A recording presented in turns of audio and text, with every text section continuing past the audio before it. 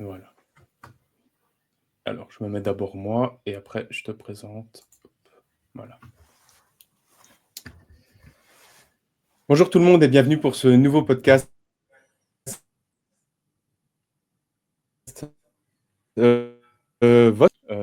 Ça bug déjà pour l'introduction. Génial, je recommence, je suis désolé. Bonjour tout le monde et bienvenue pour ce nouveau podcast de Canal Inter. Et alors, ce podcast est à la veille du match contre l'Union Saint-Gilloise en Ligue des Champions. On va donc recevoir un invité spécial.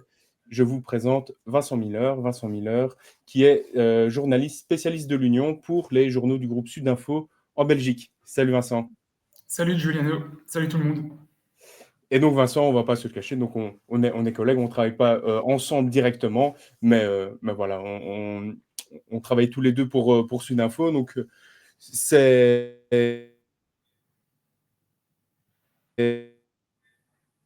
L'Union, c'est depuis maintenant combien d'années? Pardon, excuse-moi Giuliano, est-ce que tu peux répéter la question parce que c'est un petit peu compliqué. Ouais. L'Union, c'est un club que tu suis depuis combien d'années? C'est un club que je suis depuis 2018, que j'ai commencé à suivre juste avant que les investisseurs anglais arrivent. Et donc j'ai suivi toute l'épopée de l'Union depuis que les investisseurs sont là. Donc depuis la Division 2 jusqu'au sommet de la D1 et maintenant de la Ligue des Champions.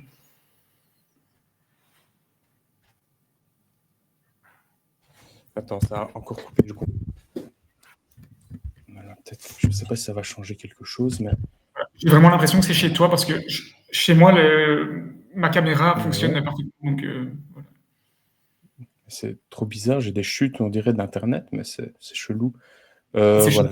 J'ai un peu bougé mon PC, ça a l'air d'aller plus ou moins. Voilà. Écoute, je vais aller, si tu veux, je vais dans ma chambre. Peut-être qu'il y a un meilleur. Non, je pense vraiment que c'est chez moi. Je pense, parce que je regarde un peu mon réseau et je vois qu'en effet, il y a des chutes de mon côté. Donc, ça doit venir de chez moi, mais je n'arrive pas à comprendre pourquoi. Mais là, ça a l'air d'aller. J'ai bougé mon PC. On va faire comme ça. Donc, je recommence une dernière fois et on est lancé. Ah, ça rebloque. Voilà. Bonjour et bienvenue pour ce nouvel épisode de Canal Inter, un épisode où on va parler du match contre l'Union Saint-Gilloise en Ligue des Champions. Le match, c'est ce mardi à 21h. Et pour ce nouveau podcast, on a un invité de marque, un expert. On accueille Vincent Miller. Vincent qui est journaliste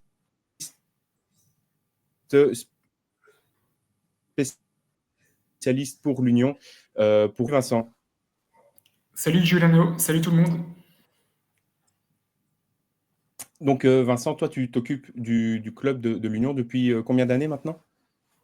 Oui, ça fait depuis 2018 que j'ai commencé à suivre l'Union, donc juste avant que les investisseurs anglais n'arrivent. Et donc j'ai suivi le club depuis la Division 2 jusqu'au sommet de la Division 1 et jusqu'à maintenant la Ligue des Champions, jusqu'à ce match face à l'Inter Milan. C'est un beau parcours pour toi aussi en tant que journaliste, ça, d'avoir gravi les échelons avec eux comme ça. Ah oui, c'est merveilleux, hein, donc j'ai pu suivre le club je vais pas dire à ses tout débuts parce que le club est très vieux, hein, il date il a été créé la même année que la Juventus, hein, pour les supporters italiens, donc en 1897.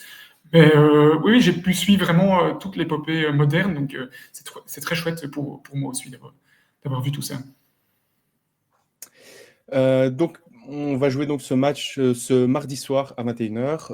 On ne va pas jouer dans le stade de l'Union, ça va être dans le stade d'Anderlecht. Est-ce que tu peux rappeler pourquoi est-ce qu'on va jouer à Anderlecht et pas dans le stade de l'Union? Tout simplement parce que l'Union joue ses matchs de championnat au stade Marien, à cheval sur Saint-Gilles et Forêt, et le stade n'est tout simplement pas aux normes pour accueillir des matchs européens.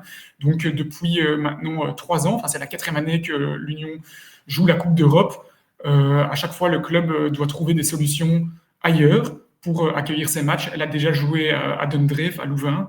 L'année dernière, elle a joué, on s'en souvient, au Stade Roi-Baudouin, avec notamment les problèmes de pelouse qu'elle avait connus, notamment face à l'AS Rome ou aussi face à l'Ajax. Et donc là, maintenant, elle revient à Anderlecht, un stade qu'elle avait déjà utilisé il y a 2 saisons. Et voilà, peut-être le stade qui, d'après moi, est le plus adapté pour ces matchs de Coupe d'Europe parce que c'est pas très loin de Saint-Gilles. Ça reste sur Bruxelles. Le stade n'est pas trop grand, contrairement au stade Roi-Baudouin qui peut accueillir presque 50 000 personnes. Là, le stade d'Anderlecht en configuration Union peut accueillir un peu moins de 20 000 personnes. Donc voilà, c'est ce que peut drainer le club. D'ailleurs, je fais une petite parenthèse par rapport à ça, c'est que ceux qui nous écoutent et qui ont voulu aller voir le match se sont rendus compte que c'était vraiment compliqué d'avoir des places parce que l'Union a instauré une politique vraiment de fidélité au niveau des places, c'est-à-dire que pour y avoir accès, déjà, il fallait acheter un mini-abonnement pour la Ligue des Champions. Pour ceux qui ne l'avaient pas, ils pouvaient acheter une place à l'unité à condition d'avoir un historique d'achat dans la boutique de l'Union, mais un historique d'achat de place, pas d'un objet ou d'un maillot, quoi que ce soit. Il fallait avoir acheté une place ou un abonnement dans les 3 dernières années. Ça a été compliqué pour pas mal d'entre nous, mais voilà, il y en a pas mal. J'ai eu des échos qui ont réussi à en avoir et qui vont donc pouvoir assister au match, mais pas du côté Inter, du côté Union, parce que du côté de l'Inter, il y a eu une mise en vente des places à l'unité qui a été faite aussi d'abord pour les abonnés, puis pour les membres des interclubs, et à la fin pour la vente libre. Mais on n'est même pas arrivé à la vente libre, il y avait déjà plus de place. Donc voilà, c'était compliqué, c'est dommage parce que ça fait plus de 20 ans que l'Inter n'était plus venu en Belgique. La dernière fois, c'était contre Anderlecht, justement. Donc, par contre, je ne sais pas si c'était dans le même stade, du coup, à l'époque. Je ne sais pas si toi, tu sais, c'est une petite question. Oui, c'était dans le même stade. Ouais. C'était une victoire de l'Inter, hein, je pense, en 2004, avec une Dream Team à l'époque. Hein, et par contre, quand on voyait l'équipe d'Anderlecht de l'époque, elle avait plutôt fière allure aussi. C'est notamment avec Compagnie, avec, je pense que si je dis pas de bêtises, il y avait Jestrovic en attaque, il y avait même Besnikazi au milieu. Ouais, c'était autre chose que l'Anderlecht actuel, Voilà. qui a plus de difficultés aujourd'hui. Donc, par rapport à ce match, déjà, on va revenir un peu sur le parcours de l'Union dans cette Ligue des Champions.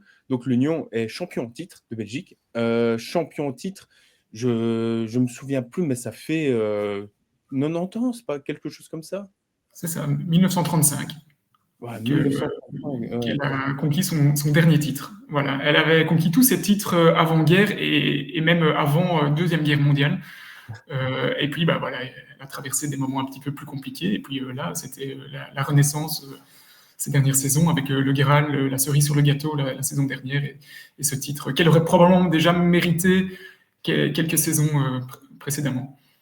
Oui, c'est ça, parce que l'Union a frôlé ce titre l'année d'avant et l'année encore d'avant. C'est Oui, et ça, à un même moment encore l'année encore avant, hein, encore avant. en Ouais, c'est ça. 2021-2022, l'année de la remontée, avec Felice Mazzu, elle s'était un petit peu écroulée en play-off, et notamment lors de ces 2 matchs face au club de Bruges.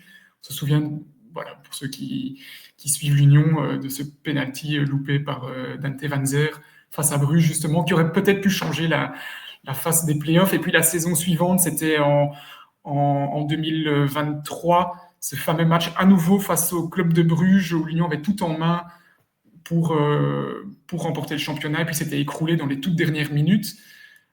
Et puis il y a eu la saison avec Alexander Blessin en 2024 où l'Union avait débuté les playoffs par un 0/12 qui lui avait été fatal.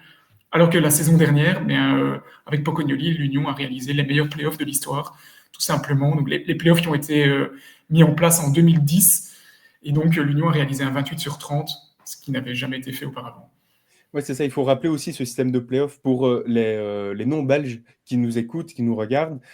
Donc, en fait, en Belgique, on a un système de championnat classique, une phase classique jusque, c'est quoi, en mars, juste comme ça? Oui, c'est ça. En général, Ouais. c'est jusqu'à mi-mars, et puis il y a 2 semaines de mini-trêve, si on peut appeler ça comme ça, entre la fin de la phase classique et le début des playoffs. Voilà, et alors là, on joue, donc c'est le top 6, c'est ça qui joue entre eux, des matchs comme un nouveau mini championnat. Et alors, ce qui est marrant, c'est qu'on divise les points en 2, C'est et ça. c'est quelque chose qui fait un peu polémique aussi parce que, voilà, c'est pas toujours équitable de faire ce genre de choses, mais on divise les points en 2, comme ça, on revient à un autre, dans un autre petits championnats et ça donne parfois, même souvent, des retournements de situation avec des équipes qui ont dominé tout le championnat, toute la phase classique et au play-off, voilà, ils se font renverser parce que c'est plus la même dynamique. Puis le système des points divisé par 2, ça joue aussi. Voilà, et c'est notamment ce qui a Psychologiquement, c'est coûté cher à compliqué, hein. l'Union. Psychologiquement, c'est compliqué pour les équipes de tête. Je pense que sur les 3 dernières saisons, l'équipe qui a terminé en tête de la phase classique n'a pas gagné le championnat finalement. Parce qu'elle voit son avance en un coup se réduire et pour peu qu'elle perde son premier ou ses 2 premiers matchs, bah, directement, elle est mise sous toute grosse pression alors qu'elle était, entre guillemets, plus tranquille durant la phase classique. Euh, euh, alors, j'ai une question. Ça lag. Je vais attendre que ça revienne. Je ne sais pas pourquoi ça lag. Voilà. J'ai une question par rapport à cette équipe qui a année. Il y a eu vraiment beaucoup de changements. Est-ce que tu m'as entendu ou c'est encore coupé? J'ai vu que c'est encore lagué. Voilà, là maintenant, je te réentends bien. Ok, bon, je vais recommencer. J'ai une question par rapport à cette équipe, justement, qui, ces dernières années, est passée proche du titre sans y accéder, mais à chaque fois, on a retrouvé, comme tu disais, cette équipe vraiment pas loin du titre de champion de Belgique. Et à chaque fois, on a changé d'entraîneur, à chaque fois, on a changé les meilleurs joueurs. Bah, forcément, quand tu as les meilleurs joueurs en Belgique, surtout dans un club comme l'Union, c'est pas comme Bruges, où voilà, Bruges qui a l'équipe qui a le plus de moyens, qui peut se permettre parfois de garder certains de ses gros joueurs. Voilà, l'Union, quand ils ont une grosse offre, ça se comprend, ils lâchent leurs joueurs. Donc, en changeant d'entraîneur, en changeant ses meilleurs joueurs régulièrement, qu'est-ce qui explique que l'Union a réussi à tenir le rythme et à être champion de Belgique finalement? Bah, pour moi, c'est un ensemble de choses qui peuvent expliquer ça. Bah, il y a tout d'abord le recrutement. Ils ont un recrutement assez incroyable basé sur les datas. Un recrutement basé évidemment sur les qualités des joueurs. Ils vont souvent chercher des joueurs avec un gros potentiel, mais quand même assez méconnus, qui sont sous les radars, mais des joueurs aussi vraiment avec une grosse mentalité, une mentalité qui fit à celle de l'Union. Ça, c'est vraiment très, très important. Des mentalités, souvent, ce sont des joueurs revanchards qui ont des choses à prouver, qui n'ont pas reçu leur chance lorsqu'ils étaient plus jeunes, qui ont été mis dehors de grands clubs, par exemple, quand ils étaient chez les jeunes, et qui ont vraiment envie de casser la baraque. Ça, c'est une première chose. Et puis, il y a aussi toute la culture, l'environnement autour du club qui est créé par la direction. Il faut savoir qu'à l'Union, la direction est la même depuis pratiquement le début de l'ère anglaise. Quand on sait qu'à Anderlecht, il y a beaucoup de changements. Enfin, je prends voilà, Anderlecht comme exemple, mais ce n'est pas le seul. Il y a beaucoup de clubs en Belgique où c'est comme ça. Il y a beaucoup de changements à ce niveau-là. Au niveau de la direction de l'Union, c'est resté très stable. Alex Muzio est là depuis 2018, donc le président. Philippe Bormans aussi est là, donc le directeur général depuis 2018. Et Chris O'Loughlin était arrivé en 2019, c'est-à-dire le directeur sportif. Et à eux trois, c'est vraiment le triumvirat qui porte l'Union sur ses épaules. Lorsqu'un nouveau joueur arrive, il est vraiment mis dans un environnement particulier, ce qui lui permet de s'adapter assez rapidement au niveau système, au championnat de Belgique, etc. Et c'est ça notamment qui permet d'expliquer tous les bons résultats de l'Union, c'est la combinaison de toutes ces choses-là. Alors, il y a eu cette campagne de Ligue des Champions qui est historique, qui a vu un premier match donc, remporté par l'Union contre le PSV. Le PSV, ce n'est pas n'importe qui quand même, c'est champion des Pays-Bas. Le Pays-Bas, ce n'est pas non plus n'importe quel championnat. Et ils ont gagné assez facilement, 1-3. Donc, ils sont allés là-bas, ils ont gagné 1-3, et je pense que c'était même 0-3, et ils sont pris un but peut-être un peu bêtement, je ne me souviens plus trop. Mais voilà, c'est ça. Donc, c'est un excellent début. Après, ils ont perdu contre Newcastle, mais toujours en montrant un très beau visage. Donc, il ne faut pas s'attendre à le petit Belge qui va se laisser faire par l'ogre italien, entre guillemets. Oui, et de manière générale, c'est pas dans la mentalité de l'Union en Coupe d'Europe d'y aller en victime consentante. l'Union n'a pris au final en fait que très peu de raclés depuis qu'elle est engagée en Coupe d'Europe depuis 4 ans. Je pense que sa plus grosse défaite avant Newcastle, c'était peut-être 3-0. Elle n'a jamais pris des 5-6-0 et elle a toujours joué vers l'avant avec ses qualités. Newcastle était supérieur évidemment à l'Union. Et à un moment, voilà, les Anglais ont pris le dessus, mais on a l'impression que ce match aurait pu tourner aussi à l'avantage de l'Union à un certain moment, surtout en fin de première mi-temps, et surtout s'il n'y avait peut-être pas eu ce bête penalty concédé par Leisen juste avant la pause. Mais effectivement, je pense que l'Inter doit quand même se méfier de l'Union. Je ne dis pas que l'Union est supérieure à l'Inter, loin de là, mais avec ses qualités, avec son cœur, avec le soutien aussi du public, le Loto-Park qui est quand même un stade assez chaud, peut-être qu'elle peut réaliser quelque chose. En tout cas, je ne pense pas que l'Inter doit prendre l'Union de haut, et je ne pense pas que c'est ça qu'ils font non plus à l'Inter. À mon avis, ils ont très bien screené l'Union, et ils savent à quoi s'attendre. Alors, il y a eu un grand changement ces dernières semaines au sein de l'Union. C'est un changement de coach. Donc, il y avait Sébastien Pocognoli qui a été recruté par l'AS Monaco. Ici, l'Union est allé chercher David Hubert. David Hubert, il vient de quel club encore? OHL. Ah, il vient de OHL. Et c'est un entraîneur, je veux dire, qu'est-ce que tu penses qu'il peut apporter? Est-ce qu'il peut continuer le travail mis en place par Pocognoli jusque maintenant? Oui, je pense. C'est pour ça qu'ils l'ont pris. Enfin, de manière générale, c'est même pas spécialement continuer le travail de Pocognoli, c'est continuer le travail général, parce que Pocognoli s'était aussi inscrit un petit peu dans la continuité de Blessing, qui s'était inscrit dans la continuité de Karel Gerhardt. On sait qu'à l'Union, ils veulent jouer en 3-5-2. Il s'inscrit là-dedans. Les joueurs sont là au club depuis un certain temps. Il n'a pas tout à reconstruire. Et il nous a dit en conférence de presse avant le match face à Charleroi vendredi que lui, ce qu'il voulait faire, c'est pas tout changer, garder les fondamentaux et apporter sa petite touche à lui.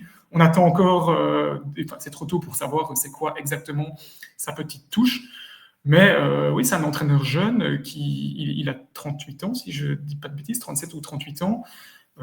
C'est un entraîneur ambitieux qui avait montré de belles choses avec Anderlecht. Ça a été un peu plus compliqué avec OHL, mais ça a l'air d'être un entraîneur qui fit en tout cas à l'Union, qui est, on va dire, quand même gentleman dans sa façon d'être, qui est parfait bilingue, comme l'était, il est encore plus parfait bilingue que Pocognoli. Pocognoli parlait très bien néerlandais, mais c'est une langue qu'il avait apprise, alors que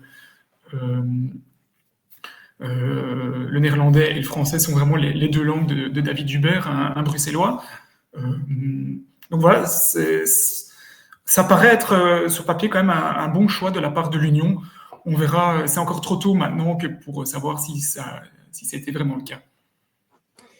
Alors, tu me disais tout à l'heure que tu avais parlé avec Gabi Moudingayi. Donc, lui, je ne savais pas, mais donc il a fait sa formation à l'Union.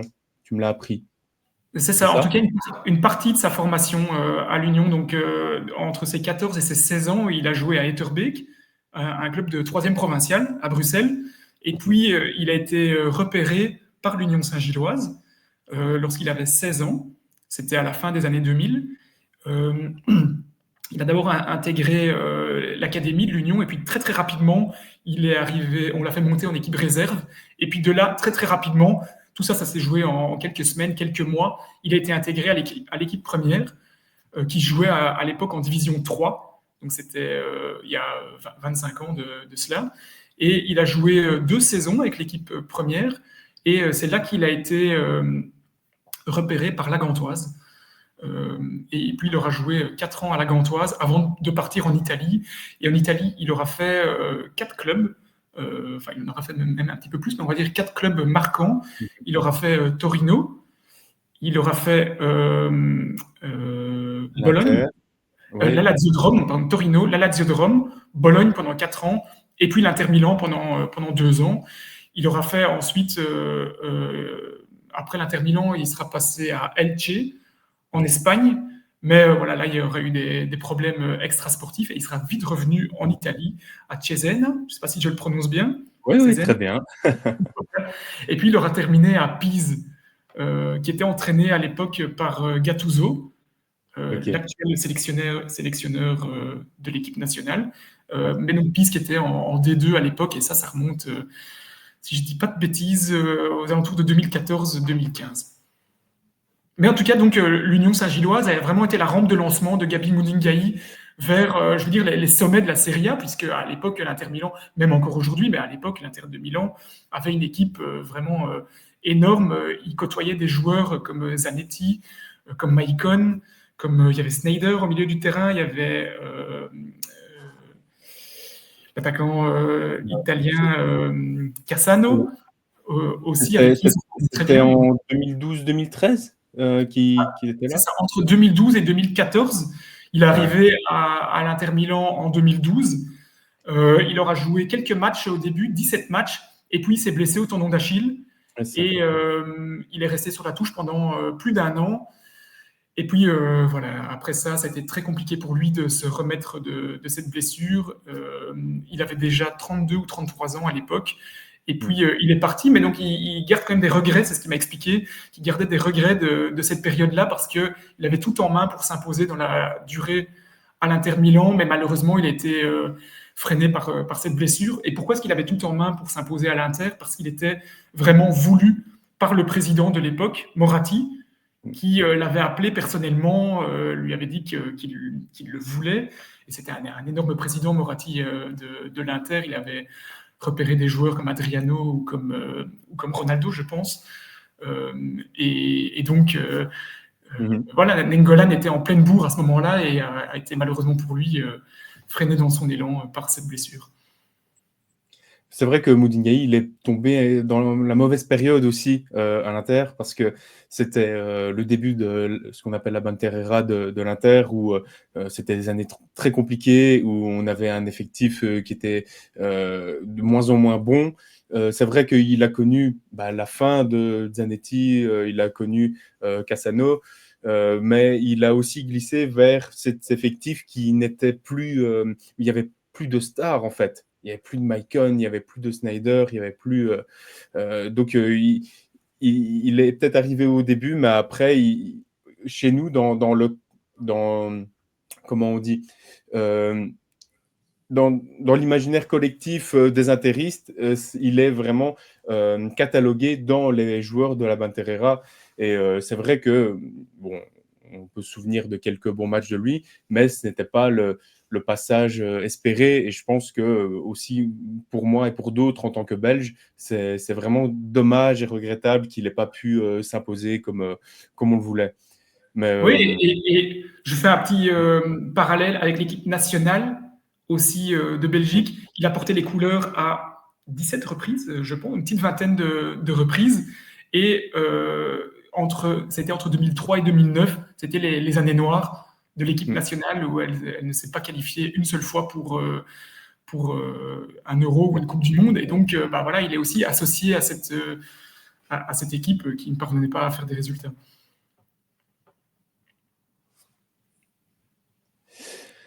Alors, par rapport on revient à ce match contre, donc de l'Union contre l'Inter. Euh, euh,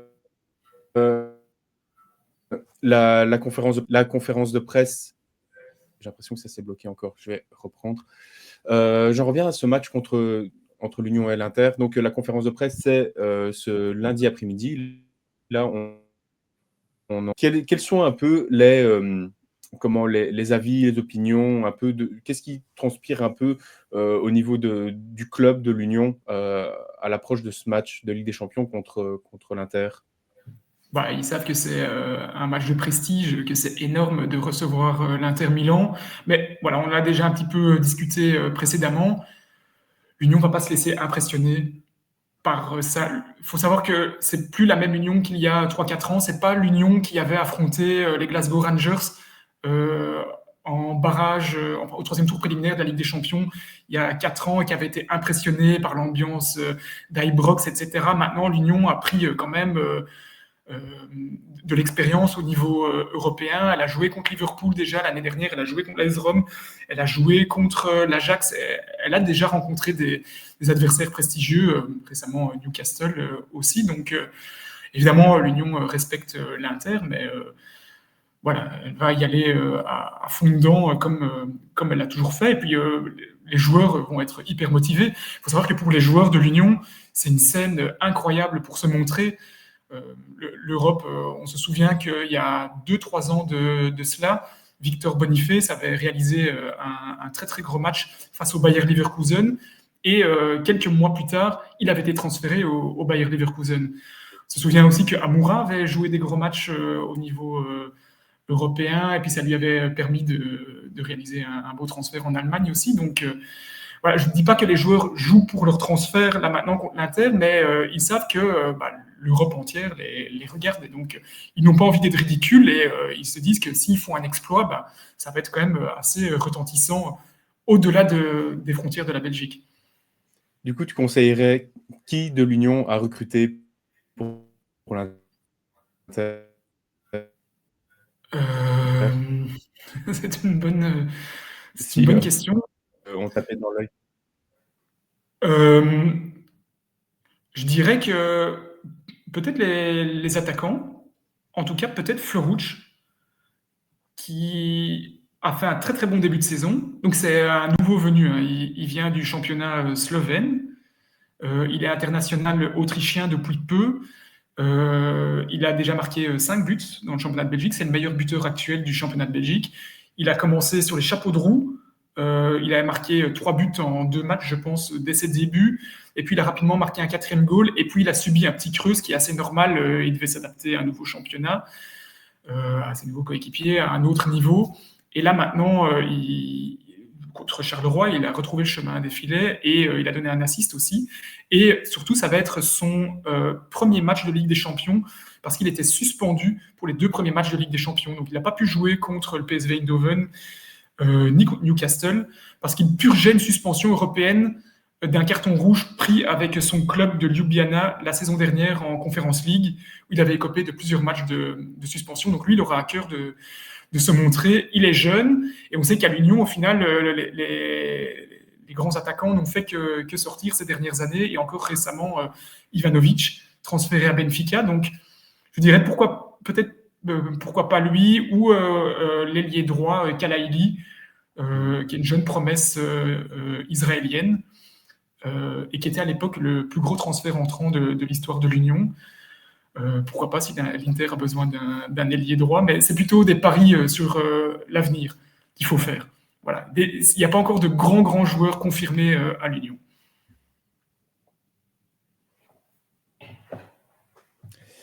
Merci beaucoup, Vincent. Donc, nous, on se voit demain au match. Merci beaucoup d'être venu parler de l'Union, de nous avoir aussi livré ton expertise sur ce match, sur ce club. Avec plaisir.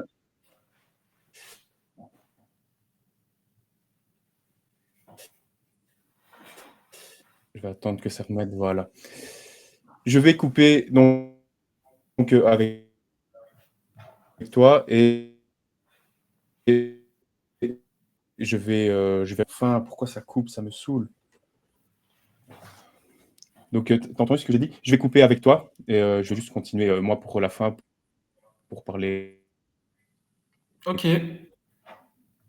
ça marche. Et comme, je ne sais pas si tu m'entends encore, comme ça tu sais, la conférence de presse. Merci. La conférence de presse est à 19h de Kivu, et d'un joueur, mais je ne sais pas qui. Comme ça tu sais. D'accord, ok.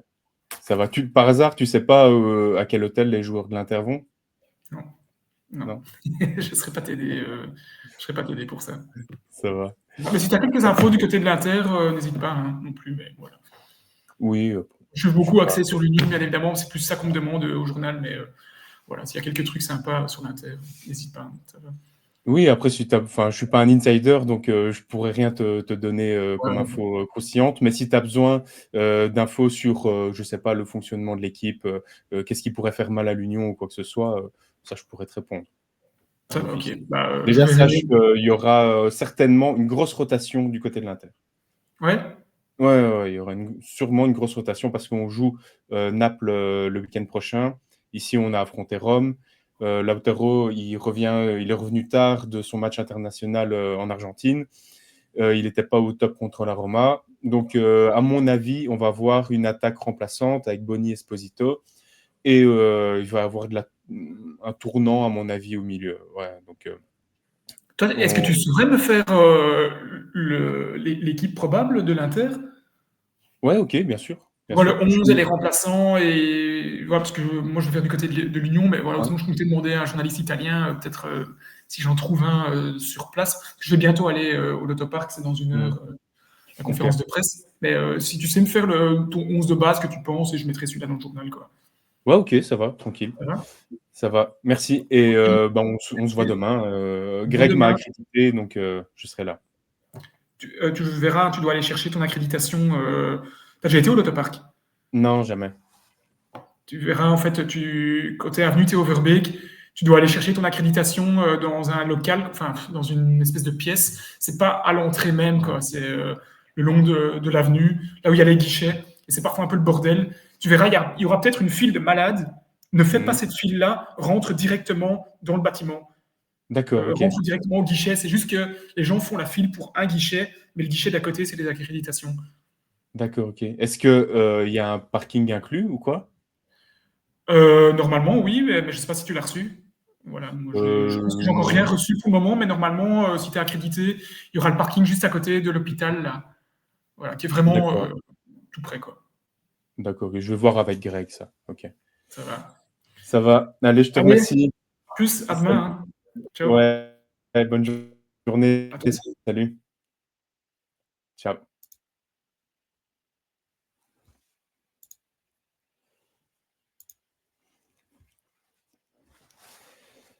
On continue donc ce podcast juste avec des petites infos au niveau de l'Inter. Hop, je vais reprendre juste ici.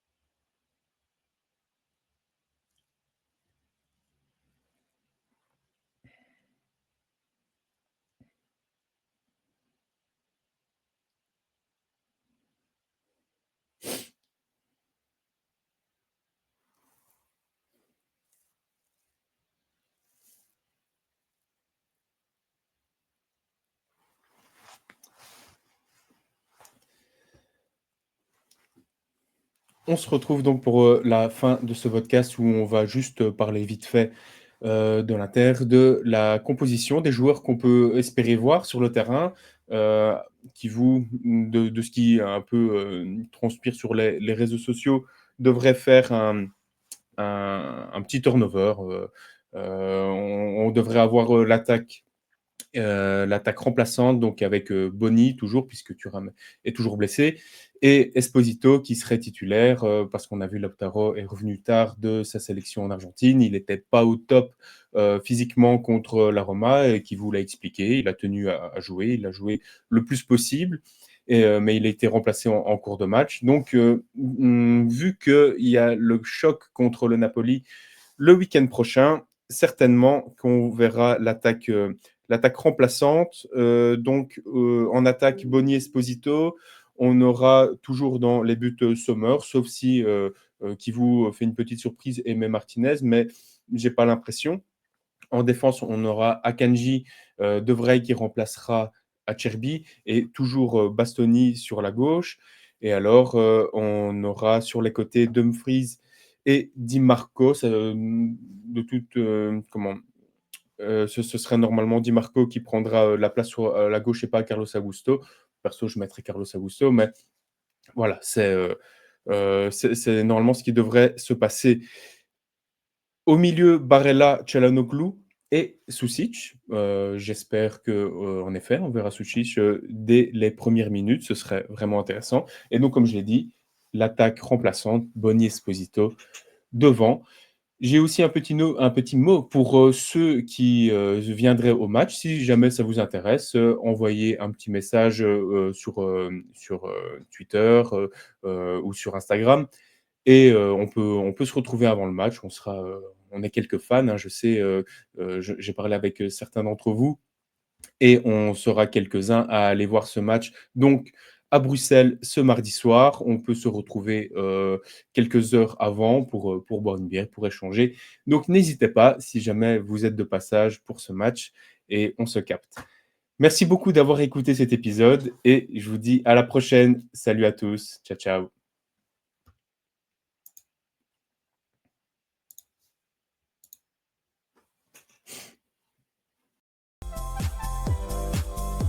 C'était Canal Inter avec Cédric Canalé. À retrouver sur toutes les plateformes de podcast.